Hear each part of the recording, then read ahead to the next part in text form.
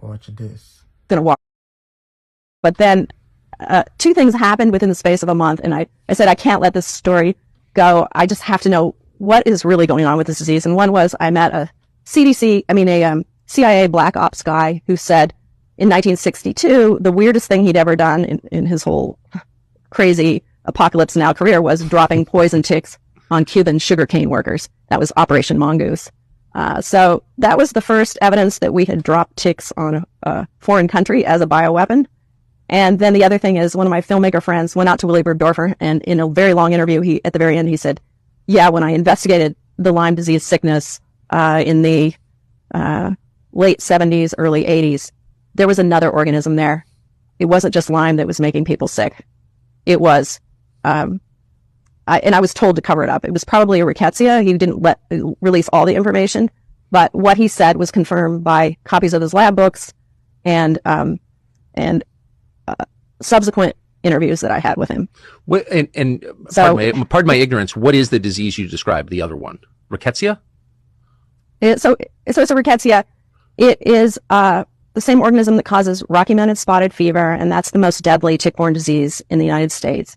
It also was a germ that was being weaponized by the U.S. military at the time, and they tried to stuff it in ticks. I mean, so what is tick weaponization? So in the interviews with Willie, what he said was, I spent over a decade in the biological weapons program, a contractor to Fort Detrick, working on weaponizing fleas, ticks, and mosquitoes, trying to mass produce them, stuffing fleas with the plague, stuffing mosquitoes with deadly Trinidad virus, and then stuffing ticks with either deadly or incapacitating diseases like relapsing fever, Venezuelan equine encephalitis, rabies, leptospirosis, which is another spirochete. So it's just like Dr. Strangelove trying to make new diseases, mixing bacteria and virus in ticks with the intent of, this is the perfect stealth weapon. It's poor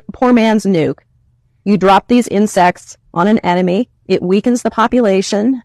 It ties up the medical resources, but doesn't destroy infrastructure like a nuclear bomb would. And in one report from a bean counter in the military, they said, tularemia, which is tick-borne tularemia, also rabbit fever, we can kill 10,000 people at $1.33 a life. So anyways, it was just, there was more to tick-borne diseases than we realized, and I began suspecting that Willie was right, given this context.